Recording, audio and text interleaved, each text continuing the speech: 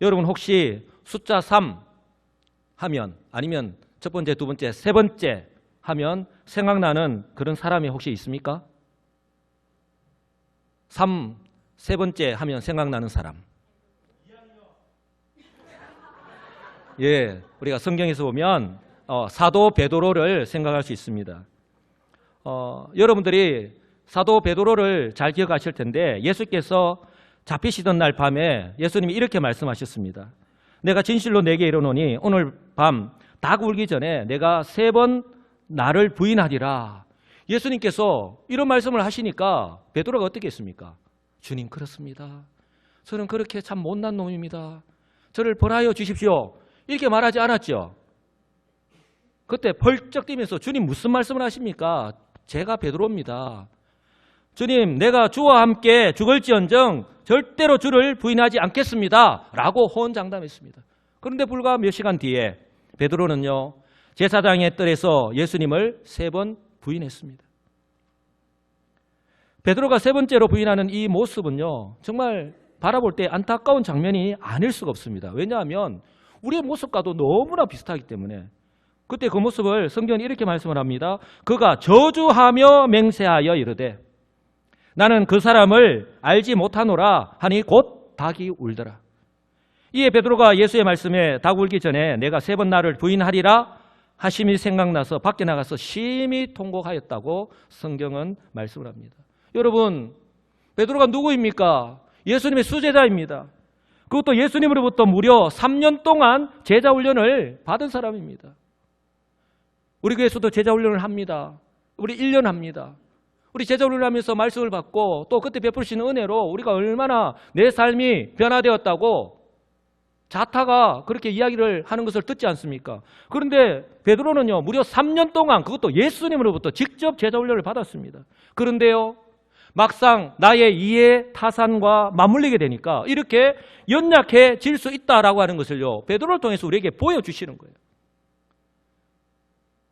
베드로가 3년 제자 훈련을 받았던 베드로가 이랬다면 목사도, 장로도, 집사도, 권사도, 그 어떤 직분자도 충분히 그럴 수도 있다는 것을 나타내는 것 아니겠습니까?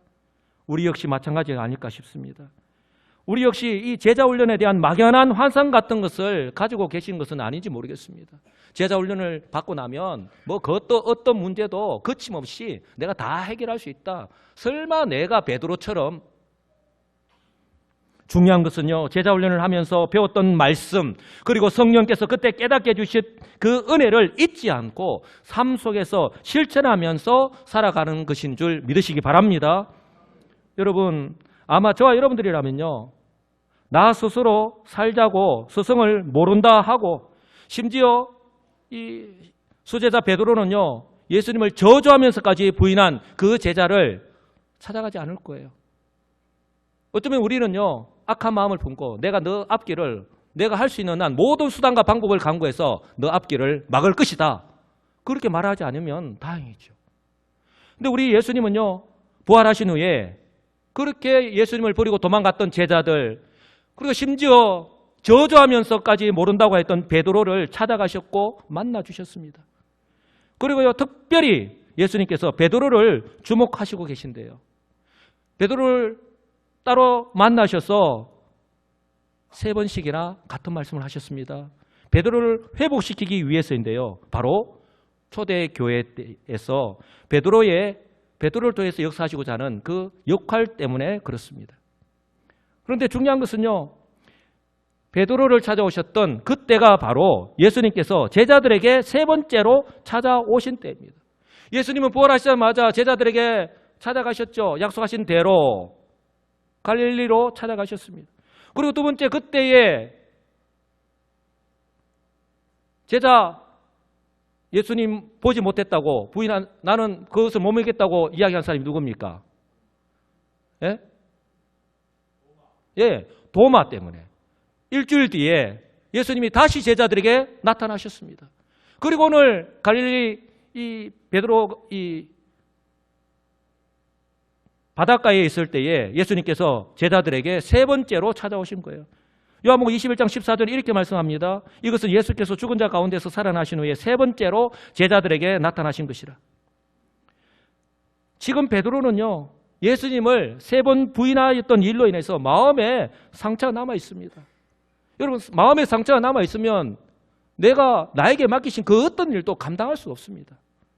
그렇기 때문에 예수님은요, 베드로가 지금 가지고 있는 이 상처에서 벗어나게 해주시기 위해서 제자들을 세 번 찾아오셨고 베드로를 따로 만나 주셨던 것입니다.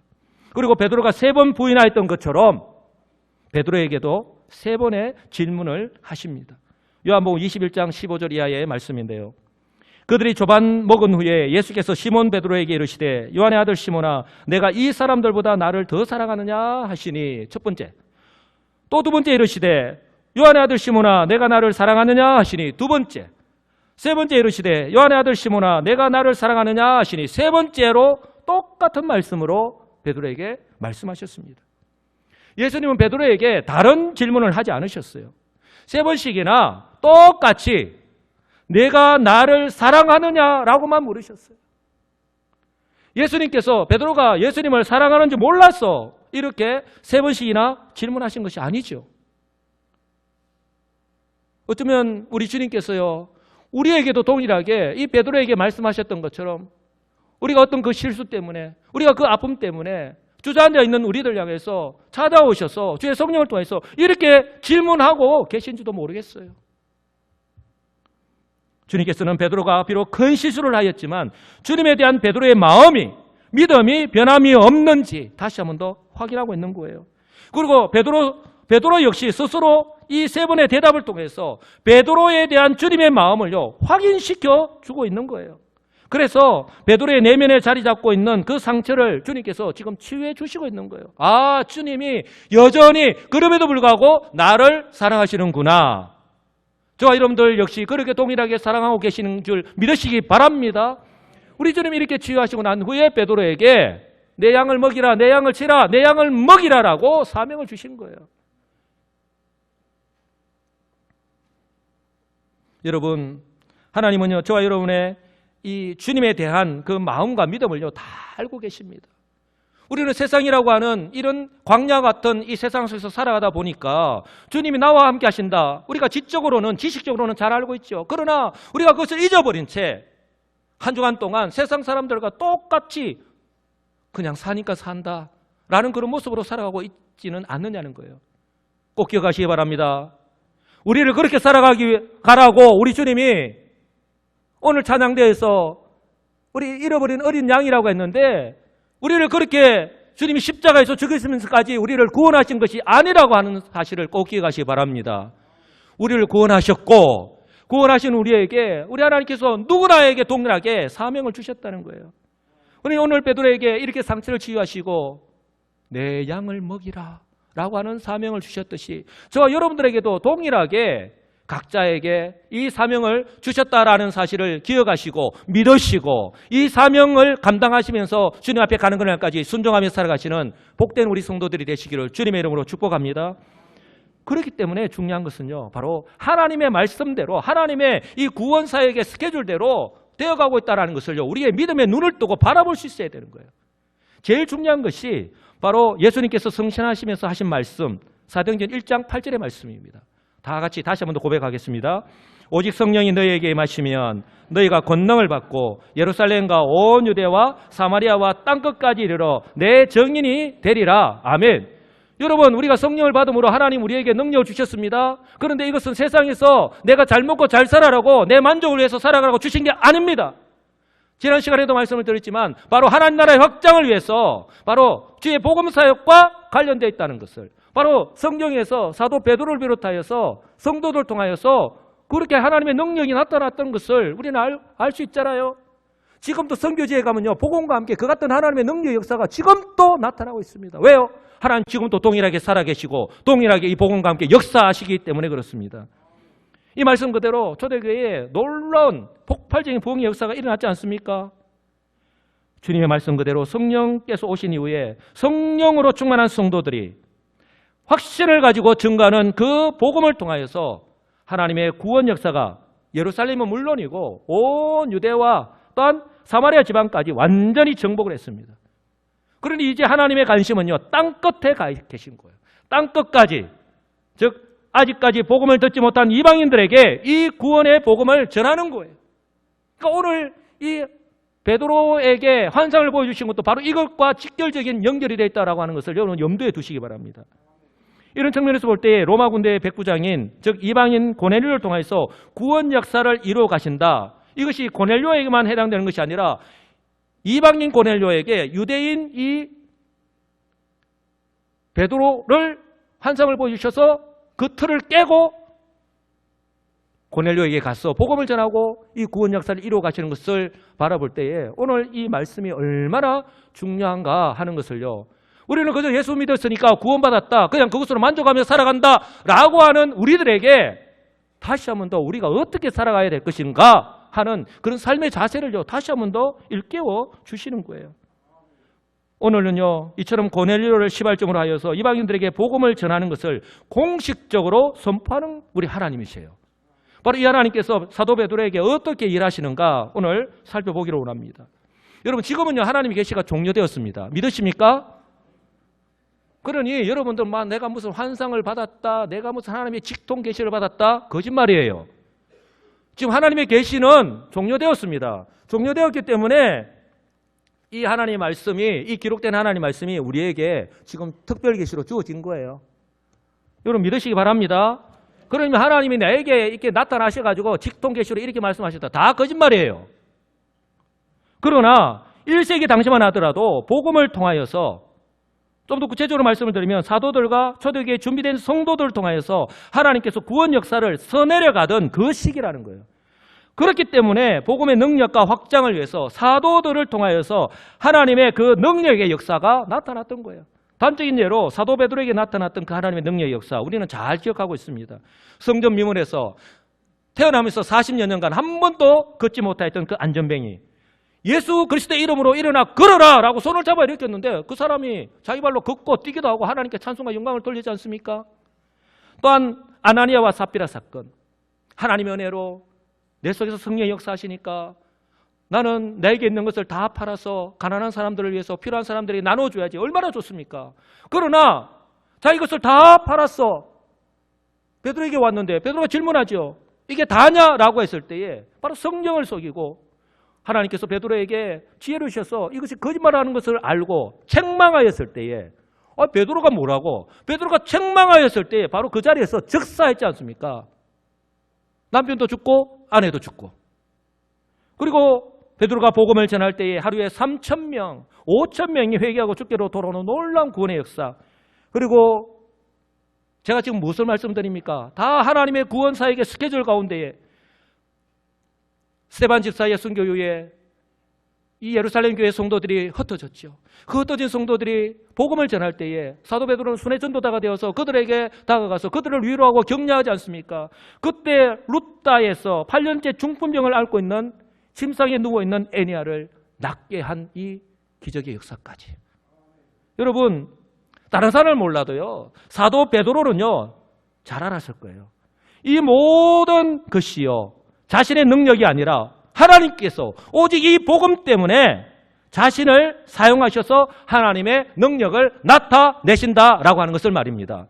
무엇을 의미합니까? 하나님께서요 지금 이 마지막 시대에도요 바로 여기 지금 예배를 드리는 저와 여러분들 한 사람 한 사람을 통해서도 만약에 일하시고자 한다면 바로 그런 저와 여러분들 한 사람 한 사람 때문에 하나님께서 환경을 모든 것을 바꾸신다라고 하는 사실을 여러분 꼭 기억하시기 바랍니다. 그러니 저와 여러분들이 그냥 대충대충 살아가서는 안 되는 존재라는 거예요. 그렇기 때문에 사도 베드로는요 이 같은 하나님의 능력 역사를 알았기 때문에 항상 겸손하게 하나님께 기도할 수밖에 없던 거예요. 오늘 환상을 보면서 하나님의 음성을 듣는 건 역시 기도할 때 일어났다고 하는 사실을 저와 여러분들이 결코 간과히 여기지 않기를 원합니다. 우리는 우리 입술로 고백합니다. 하나님 은혜 받기를 원합니다. 은혜 없이는 살아갈 수 없습니다 라고 고백하면서 정작 하나님께서 우리에게 은혜의 방편으로 주신 이 하나님의 말씀, 그리고 이 기도라고 하는 것을 우리는 바쁘다고 하는, 피곤하다고 하는 내 삶의 여러 가지 우선순위에 밀려가지고 우리는 이거와는 전혀 상관이 없으면서 그저 나는 예수 믿었으니까 구원받았겠지라고 하는 것으로 인해서 그냥 살아가고 있지는 않느냐는 거예요. 저는 적어도 우리 시민교회 성도들은요, 그렇게 세상 사람들처럼 사니까 사는 인생으로 살아가서는 안 된다라고 계속해서 제가 이 딱딱한 이 복음의 말씀을요, 여러분들에게 전하고 있는 거예요. 여러분, 하나님의 시간표에는요, 결코 우연은 없습니다. 왜 아무도 아멘 안 하세요? 우리가 볼 때는 우연인 것 같지만요, 모든 것이 우리 사도행전을 통해서 우리에게 하나님께서 보여주시잖아요. 말씀하고 계시잖아요. 하나님의 시간표에는 결코 우연이 없습니다. 하나님 우리에게 허락하신 이 시간, 이 직선, 처음부터 시작해서 우리 주님 다시 오실 때까지 이 시간 가운데에 우리는 그 시간 가운데 하루하루를 살아가고 있는 거예요. 그리고 우리가 말씀을 읽고 순종하고 살아가고 기도하고 살아가고 그럴 때에 우리는 왜 하나님 역사하지 않을지라고 하지만 하나님은 하나님께서 역사하시는 시간, 우리는 그것을 카이로스의 시간이라고 합니다. 하나님께서 역사하시는 거예요. 그것이 바로 베드로를 통해서 역사하시는 시간, 바로 하나님께서 사도 바울을 부르시는 시간, 다 그렇게 역사하시는 거예요. 하나님께서 우리에게 베푸시는 은혜와 복도 마찬가지입니다. 하나님의 시간에 하나님의 주권적인 섭리에 의해서 정확하게 이루어진다고 하는 사실을 믿으시기 바랍니다. 그러므로 우리에게 필요한 것은 뭐냐? 하나님의 시간에 포함된 우리에게 주어진 시간 속에서 우리 각자에게 주어진 삶의 현장에서 나에게 맡기신 그 사명을 따라서 그저 순종하면서 살아가는 것이 중요하다고 하는 겁니다. 하나님께서 고넬료가 기도할 때 임하신 것도 마찬가지입니다. 이것이 우연히 일어난 일이 아니듯이 하나님께서 오늘 베드로에게 환상을 보여주시면서 말씀하시는 것 역시 마찬가지라고 하는 거예요. 그러므로 지금 우리에게 필요한 것이 고넬료처럼, 처럼이라고 하는 것이 굉장히 중요합니다. 고넬료처럼 하나님 말씀에 무조건 순종하는 거예요. 아니, 사람들의 말은 듣고 막 이렇게 혹해가지고 따라가면서 우리는 하나님의 말씀을 유난히 이렇게 재고 저렇게 재고 이렇게 자르고 저렇게 자르고 그렇게 하고 있지는 않은지 모르겠어요. 여러분, 하나님의 말씀에는요, 고넬료처럼 무조건 순종하시기 바랍니다. 순종하다 보면 하나님의 뜻을 알 수 있는 거예요.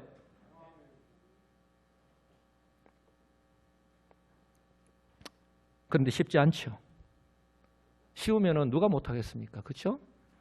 경건한 고넬료, 하나님 말씀에 그대로 즉시로 순종했습니다. 그래서 주님의 말씀처럼 집안 하인 2명, 부하 가운데 경건한 한 사람을 베드로가 머물고 있는 욥바로 보내었습니다. 그래서 오늘 보면 이렇게 시작하잖아요. 이튿날 그들이 길을 가다가 그 성에 가까이 갔을 그때에 베드로가 기도하려고 지붕에 올라가니 그 시각은 제6시더라. 여러분, 하나님의 타이밍은 정확하다고 하는 것을 보여주고 있는 거예요. 이 눈에 들어오는 단어가 있습니다. 바로 그때라고 하는 시간을 나타내는 부사예요. 근데 그때가 어떤 때냐? 바로 베드로가 기도하는 시간이에요. 그때는 고넬료의 명령을 받은 종들이 베드로가 머물고 있는 곳에 가까이 왔을 때인데 바로 그때 베드로가 기도하기 위해서 지붕에 올라갑니다. 여기서 말하는 지붕은요, 지붕이 평평한 곳이어서 혼자 기도하기에 딱 좋은 장소였기 때문에 베드로가 그곳에 올라간 거예요. 근데 성경은 지금 베드로가 배가 고픈 상태라고 말씀합니다. 그래서 사람들이 음식을 준비하는 그 시간 동안에 베드로는요, 그 시간에 바로 지금 옥상에 올라가서 하나님께 기도하였던 거예요. 바로 그 시간에 하나님께서 베드로에게 환상을 보여주신 거예요. 바로 하나님께서 베드로에게 계시하신 것입니다. 오늘 이 말씀은요, 좀 어렵기도 하지만 굉장히 중요한 거예요. 우리가 이 말씀을 지금 베드로가 하나님께서 환상을 보여주시는데 그것을 잘 알지 못하기 때문에 그 하나님 말씀을 나는 절대로 순종하지 못합니다 라고 이렇게 말씀하는데요. 그러나 베드로가 그 말씀을 깨닫고 난 이후에 이제는 순종하고 그렇게 쓰임받을 수 있었듯이 저와 여러분들 역시 마찬가지예요. 혹 내가 순종하지 못하는 이유가 내가 이 하나님의 말씀을, 이 구원의 섭리를 잘 알지 못해서 내가 그대로 순종하지 못하는 것은 아니냐라고 하는 거예요. 자기 지식이 자기 세계라고 하는 말이 있죠. 오늘 10절에 보면 그가 시장하여 먹고자 하며 사람들이 준비할 때에 황홀한 중에 하늘이 열렸다라고 하는 거예요. 하나님의 시간에, 하나님이 주의 백성이 기도할 때에 그 시간에 역사하시는 거예요. 고넬료가 기도할 때 역사하셨던 것처럼 베드로 역시 기도할 때에 지금 역사하시는 겁니다. 하나님께서는 잠시 뒤에 고넬료가 보낸 사람들이 베드로에게 도착하게 됩니다. 그리고 그들이 베드로에게 자초지종을 설명하면서 베드로를 청하게 됩니다. 그럼 따라가면 되지. 아니요. 이방인 고넬료가 지금 유대인 베드로를 청하는 거예요. 그 당시만 하더라도 이 유대인 베드로가요, 이방인의 방문 초청을 수용한다? 이건 있을 수가 없는 거예요. 그러니 하나님의 특별한 계시가 필요했던 거예요. 제가 무슨 말씀을 드리냐면 베드로가 오순절 성령 체험 이후에 정말 많이 바뀌었죠. 베드로 역시 유대인이고 유대인의 이방인의 거주지에 들어가는 것은 물론이고 교제하는 것이 율법으로 금지하고 있었다라고 하는 사실을 여러분들 우리가 먼저 염두에 두어야 할 거예요. 이런 측면에서 볼 때에 하나님께서 하시는 일에는요 결코 우연이 없습니다. 오늘 하나님께서 베드로에게 어떤 환상을 보여주시는지 한번 보시기 바랍니다. 11절입니다. 하늘이 열리며 한 그릇이 내려오는 것을 보니 큰 보자기 같고 내 귀를 메어 땅에 들이었더라. 여러분, 이 시대가 아직까지 계시가 종료되지 않았고 계시하시는 시대다 그랬죠. 이렇게 환상을 보여주실 때는 분명히 뜻이 있습니다. 그러니 이 뜻을 모르면은 내가 어떻게 그 말씀대로 순종할 수 있겠습니까? 중요한 것은요, 이 하늘에서 내려온 보자기 같은 그릇 안에 있는 내용물이에요. 그게 12절입니다. 다 같이 한번 읽어보겠습니다. 그 안에는 땅에 있는 각종 네 발 가진 짐승과 기는 것과 공중에 나는 것들이 있더라. 아멘. 자, 네 발 가진 짐승, 기는 것, 공중에 나는 것. 지금 베드로가 지금 배고픈 상태에서 음식을 나오기까지 기다리다가 기도하잖아요. 배가 고픈 상태입니다. 그 시간에 하나님께서 지금 베드로에게 환상을 보여주시는데 지금 언급하고 있는 이것들이요, 바로 유대인의 음식 규례와 관련되어 있는 거예요. 무슨 말이냐면 레위기 11장에 유대인들이 먹을 수 있는 음식, 먹을 수 없는 음식, 그것을 정하고 있는데요. 먹을 수 있는 정한 짐승과 먹을 수 없는 부정한 짐승을 규정하고 있는데, 그런데 지금 이 하나님께서 보여주신 이 환상에 하늘에서 내려온 보자기 안에 먹을 수 있는 짐승과 정한 짐승과 유대인들이 먹을 수 없는 부정한 짐승까지 같이 들어있는 거예요.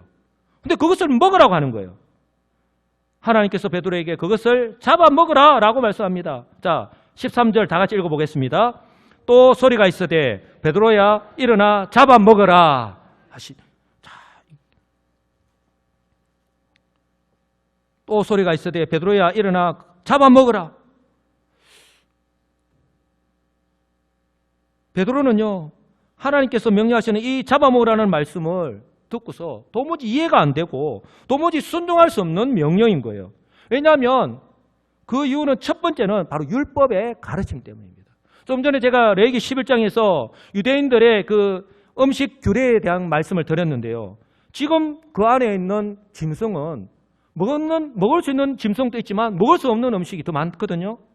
그러니까 율법에서 유대인들이 먹을 수 있는 정한 짐승과 먹을 수 있는 부정한 짐승을 구분하고 있기 때문에 그런 거예요. 그리고 두 번째는요, 이러한 유대인의 음식법이 그 당시만 하더라도 선민 이스라엘, 우리는 하나님의 택한 백성이다, 우리는 정결한 하나님의 백성이다 라고 하는 것과, 그리고 저 이방인들, 이런 부정한 음식을 마음대로 먹는 이런 이방인들을 구분하는 중요한 기준이 되었다는 거예요. 그래서 베드로는요, 율법에서 금하고 있는 이 부정한 짐승을 먹으면 자신이 부정하게 되기 때문에 율법에서 규정하고 있는 정결을 지켜야 한다는 이유로 이렇게 거부하였던 거예요. 그래서 이렇게 담대하게 대답하였던 거예요. 14절 다 같이요. 베드로가 이르되 주여 걸을 수 없나이다. 속되고 깨끗하지 아니한 것을 내가 결코 먹지 아니하였나이다. 아멘. 우리의 삶이요, 우리가 제도권 안에서, 이 관습 안에서 우리가 살아간다고 하는 것이, 그것이 오랫동안 내 삶이 되었을 때 그것이 얼마만큼 우리의 삶을 바꾸기가 힘들다 하는 것을 그대로 보여주는 거예요. 하나님의 말씀이 진리의 말씀이에요. 그런데 이 진리의 말씀을 내가 알고 있음에도 불구하고 이제까지 내가 살아왔던 그 전통에서요, 벗어나는 것이 결코 쉽지 않다는 거예요. 특히 유대인들. 베드로가 성령 체험 이후에 예수 그리스도의 십자가와 부활의 복음을 담대하게 전하였고, 또한 하나님의 능력의 역사를 경험하였습니다. 그런데요, 아직까지 예수 그리스도의 십자가의 죽으심이 이 구약의 율법을 완전하게 성취하신 이 복음이 이제는 유대인의 장벽을 넘어서 땅끝인 하나님께서 최종적으로 가시고자 하는 하나님의 지금 최고의 관심이 이 땅끝인 이방인들에게도 전하는 것이 하나님의 뜻이라고 하는 것을 이 베드로는요, 지금 깨닫지 못하고 있는 거예요. 그러니 하나님께서 지금 베드로에게 이 환상을 보여주시면서 지금 깨닫게 해주시는 거예요. 좀 더 자세하게 말씀을 드리면 예수님께서 십자가에 죽으심으로 이제는 구약의 율법 시대는 끝났습니다. 그리고 이제는 예수 그리스도께서 부활하심으로 새로운 시대, 즉 은혜의 시대가 되었죠. 고린도후서 5장 17절에 뭐라고 말씀합니까? 다 같이 한번 고백하겠습니다. 그런즉 누구든지 그리스도 안에 있으면 새로운 피조물이라 이전 것은 지나갔으니 보라 새 것이 되었도다. 아멘. 여러분 믿으십니까? 그런즉 누구든지라고 분명히 말씀합니다. 여러분 왜 여기서 누구든지라고 하는 것은 유대인뿐만 아니라 이제 이 이방인들도 포함되는 거예요. 그런데 지금 유대인들은 결단코 이 이방인들은 포함할 수 없다고 지금 생각하고 있는 거예요. 그 틀을 지금 예수님이 지금 하나님이 이 환상을 통해서 베드로에게 지금 깨고 있는 거예요. 깨는 작업을 하는 거예요. 저와 여러분들이 반드시 기억해야 될 것이 있습니다. 그리스도 안에 있으면 새로운 피조물, 새 것이 되었다라고 하는 사실이에요. 여기서 그리스도 안에 있다라는 말은 우리가 예수 그리스도의 죽으심과 부활하심을 믿는 것을 의미하는 거예요. 이것을 다른 말로 한다면 예수 그리스도와의 연합을 의미하는 거예요. 저와 여러분들이 예수를 믿습니다 라고 할 때에 그리스도와 연합한 자임을 믿으시기 바랍니다. 그렇기 때문에 우리가 세례를 받을 때도 그렇게 신앙 고백하잖아요. 우리 예수님이 십자가에 달려 돌아가셨습니다. 그때 우리가 예수를 믿는다고 할 때에 우리가 예수님과 함께 십자가에 달리지는 않았잖아요. 그런데 그 믿는다고 하는 그 신앙 고백이 그 고백과 함께 우리도 함께 십자가에 달린 거예요. 그래서 우리의 죄가 사함을 받을 수 있는 거예요. 그게 그리스도와의 연합을 나타내는 거예요. 우리가 그리스도 안에서 이렇게 연합한 자임을 여러분 믿으시기 바랍니다. 그런데 이것이요 어떻게 우리에게 주어졌느냐? 바로 성경은요 하나님의 은혜라고 말씀합니다. 우리 어떤 노력으로 된 것이 아니라는 거예요. 에베소서 2장 8절에서 이렇게 말씀하잖아요. 너희는 그 은혜에 의하여 믿음으로 말미암아 구원을 받았으니 이것이 너희에게서 난 것이 아니요 하나님의 선물이라. 믿는 것은 목사님 내가 한 거잖아요. 그러면 내 노력이죠? 아니요. 그 믿음까지도 우리 하나님께서 은혜로 주신 줄 믿으시기 바랍니다. 예, 하나님께서 그 믿음 또한 우리에게 선물로 주신 거예요. 그러니 저와 여러분들이 예수를 믿고서 지금 구원받은 하나님의 자녀가 되었고 지금 하나님께 나와서 예배를 드린 거예요. 다시 말해서 우리의 믿음과 구원의 주체가 우리 자신이 아니라 하나님이심을 말씀하고 있는 거예요.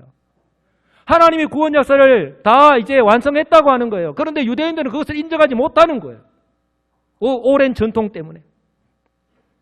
예수 그리스도께서 십자가에서 구속사역을 성취하셨기 때문에 하나님께서 그리스도 안에 있는 자들을 그리스도와 연합한 자로 보시고 그렇게 여기시고 새로운 피조물이 되게 하신 거예요. 이 말은요, 이 헬라어에서 사용하고 있는 새로운 피조물이 되었다라고 할 때 사용하고 있는 단어가 바로 하나님께서 이 세상을 창세기 1장에 창조하실 때에 사용하셨던 그 단어하고 똑같은 단어를 사용하고 계신 거예요. 그러니까 죄로 인해서 처음에 창조된 인간이 죄로 인하여서 우리는 죽을 수밖에 없잖아요. 심판받고 죽을 수밖에 없잖아요. 그런데 그리스도 예수 안에서 우리 주님이 바로 우리를 다시 구원하신 거예요. 그러니까 완전히 새로운 존재로 우리를 만드신 것을 말씀하고 있는 거예요. 아멘. 그것이 바로 우리가 예수 그리스도를 믿음으로 우리에게 주어졌다는 거예요. 이것이 바로 요한복음 1장 12절에서 13절에서 말씀하고 있는 겁니다. 한번 다 같이 한번 읽어보겠습니다. 시작. 영접하는 자 곧 그 이름을 믿는 자들에게는 하나님의 자녀가 되는 권세를 주셨으니 이는 혈통으로나 육정으로나 사람의 뜻으로 나지 아니하고 오직 하나님께로부터 난 자들이니라. 아멘. 지금 하나님께서 베드로에게 지금 그 틀을 지금 깨고 있는 것을 아시겠죠? 영접하는 자 곧 그 이름을 믿는 자들에게는 했습니다. 혈통이 아니라는 거예요. 우리는 아브라함의 후손이니까 우리는 율법을 지키고 있으니까 우리는 구원을 받는다? 아니라는 거예요. 저 이방인들 저는 구원받지 못한다가 아닌다는 거예요. 예수님께서 십자가에서 그 틀을 깨셨기 때문에 이제는 누구나 예수를 믿기만 하면 구원을 받는다라고 지금 우리에게 말씀을 하고 있는 것입니다. 사랑하는 성도 여러분, 베드로는요 지금까지 유대인들에게 이렇게 복음을 전하였습니다. 근데 이 복음이요 땅끝까지, 즉 유대인들이 부정하게 여기는 이방인들에게까지 전하는 것이 하나님의 뜻이라고 하는 사실을 모르고 있고 깨닫지 못하고 있는 거예요. 그러므로 베드로는요 하나님께서 보여주신 이 환상의 의미를 알지도 깨닫지도 못하니까 하나님의 명령을 거부할 수밖에 없는 것이죠. 그런 베드로를 향하여서 베드로가 나는 절대로 주님을 부인하지 않습니다. 내가 죽을지언정 부인하지 않습니다 라고 했는데 세 번씩이나 마지막 세 번째에는 저주하면서 부인했잖아요. 그런 베드로를 향하여서 지금 재차 말씀합니다. 15절 다 같이요. 또 두 번째 소리가 있으되 하나님께서 깨끗하게 하신 것을 내가 속되다 하지 말라 하더라. 예, 속되다 하지 말라. 그렇게 말씀한 거예요. 베드로가 아직 깨닫지 못하고 있으니까. 베드로의 말은 사실은 틀린 것이 아닙니다. 그러나 베드로는 왜 하나님께서 이 법을 정하셔서 그들에게 주셨는가를 깨닫지 못하고 있는 거예요. 그들을 유대인과 이방인들을 차별하기 위한 것이 아니라 바로 하나님의 백성, 택한 백성은 언제나 구별된 거룩한 삶을 살아가야 한다고 하기 위해서 그들에게 율법을 주신 거잖아요. 그런데 그것을 그들은 이해하지 못했던 것이죠. 그런데 하나님의 때가 되어서 우리 주님께서 하나님의 시간에 메시아를 보내주셨잖아요. 그리스도께서 오셔서 십자가에서 죽으셨습니다. 무슨 의미냐 하면은 에베소서 2장에서 정말 중요한 말씀을 하는데요. 중간에 막힌 담을 허셨다라고 말씀합니다. 더 이상 구별이 필요가 없는 것이죠. 에베소서 2장 14절 15절 정말 중요한 말씀인데 다 같이 한번 읽어보겠습니다. 그는 우리의 화평이신지라 둘로 하나를 만드사 원수된 것 곧 중간에 막힌 담을 자기 육체로 하시고 법조문으로 된 계명의 율법을 폐하셨으니 이는 이 둘로 자기 안에서 한 세 사람을 지어 화평하게 하셨다. 여러분 이 말씀이 얼마나 중요한지 모르겠죠. 제가 저기에 설명을 해놨는데 여러분들 아마 보시면 아실 거예요. 우리 주님께서 오셔서 중간에 막힌 담을 하신 거예요. 여기서 말하는 중간에 막힌 담은요, 바로 성전에 들어가면 유대인과 이방인을 구분하는 이 이스라엘의 뜰과 이방인의 뜰을 1차적으로 상징하는 거예요. 그리고 하나님과 인간 사이에 막혀있는 그 단절, 그 담을 허락하는 거예요. 그런데 예수님께서 십자가에 죽으심으로 그것을 허무셨다는 거예요. 예수님께서 허무셨는데 왜 우리가 자꾸 그 담을 다시 쌓으려고 한다는 거예요. 율법을 폐하셨다는 말씀에서 우리가 그 의미에서 알 수 있듯이 이제는 율법의 역할은 여기까지라는 거예요. 그러므로 하나님께서 깨끗하게 하신 것을 내가 속되다 하지 말라라고 이렇게 말씀하시는데요. 바로 예수 그리스도의 십자가의 구속 사건으로 인해서 이스라엘과 이방인 사이에 구별이 없어졌다는 거예요. 하나가 되게 하셨다는 거예요. 이것이 바로 이방인 선교가 가능하게 된 그 근거를 지금 말씀하고 있는 겁니다. 그래서 사도 바울 역시 이렇게 담대하게 선포하고 있지 않습니까? 로마서 1장 16절에 내가 복음을 부끄러워하지 아니하노니 이 복음은 다 같이요 모든 믿는 자에게 구원을 주시는 하나님의 능력이 됨이라. 먼저는 유대인에게요 그리고 헬라인에게로다. 아멘. 모든 믿는 자에게라고 말씀합니다. 바로 하나님의 은혜로 모든 믿는 자에게 유대인뿐만 아니라 율법이 아니라 혈통이 아니라 믿는 자에게 유대인뿐만 아니라 바로 이방인에게도. 그렇기 때문에 오늘 저와 여러분들 역시 이 복음을 믿고서 구원받은 줄 믿으시기 바랍니다. 여러분 하나님께서 베드로에게 3번씩이나 반복해서 같은 말씀을 하신 이유이기도 한 거예요. 16절에 이런 일이 3번 있은 후에 그 그릇이 곧 하늘로 올려져 가니라. 이 베드로는 지금 머리가 아마 엄청나게 복잡할 거예요. 여기서 3번씩이나 반복해서 말씀하신 이런 일은요, 바로 하나님께서 깨끗하게 하신 것을 내가 속되다 하지 말라. 베드로의 성격을 아시잖아요. 나는 못합니다. 주님은 잡아먹으라라고 하는데 나는 못합니다. 잡아먹으라. 못합니다. 그러니까 지금 우리 하나님께서 깨끗하게 하신 것을 내가 속되다 하지 말라라고 하신 말씀을 거듭해서 말씀을 하신 거예요. 이것은요, 베드로 너가 반드시 꼭 순종해야 한다. 확실하게 우리 주님께서 말씀하시는 겁니다. 그리고 이것은요, 이방인임에도 불구하고 고넬료가 하나님의 명령을 따라서 사도 베드로를 초청하기 위해서 지금 사람을 보낸 것과도 관련이 있는 것이죠. 여러분, 하나님의 타이밍은 정말 정확합니다. 믿으시기 바랍니다. 베드로 이렇게 자신이 본 환상이 무슨 뜻일까 속으로 의아해할 때에 마침 고넬료가 보낸 사람들이 시몬의 집을 찾아와서 문 앞에 서 있는 거예요. 그리고 베드로가 이 환상에 대해서 생각합니다. 지금 보고 들은 환상의 뜻을 무엇일까? 이게 도대체 무슨 의미할까? 이렇게 막 애쓰고 있을 때에 성령께서 베드로에게 말씀하시잖아요. 지금 3사람이 너를 찾고 있으니까 내려가서 의심하지 말고 그들과 함께 가라고 말씀합니다. 19절 다 같이요.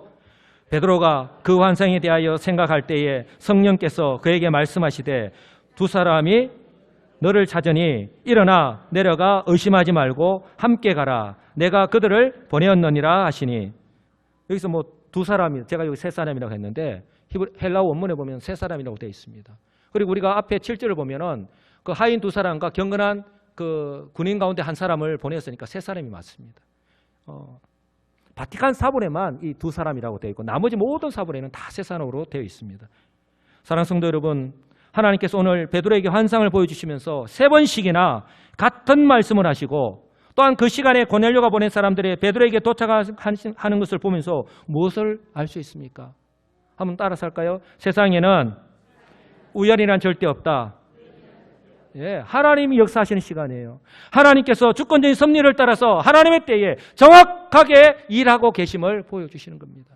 그러므로 우리에게 필요한 것은 무엇입니까? 내 생각에 맞지 않더라도, 내가 이제까지 살아온 삶의 방식과 맞지 않는다 하더라도 하나님이 우리에게 말씀하실 때에 우리는요, 고넬료처럼 오늘 베드로에게 환상을 보여주시고 또한 성령께서 베드로에게 말씀하실 때에 우리는요, 그저 아멘 순종하며 따라가는 것입니다.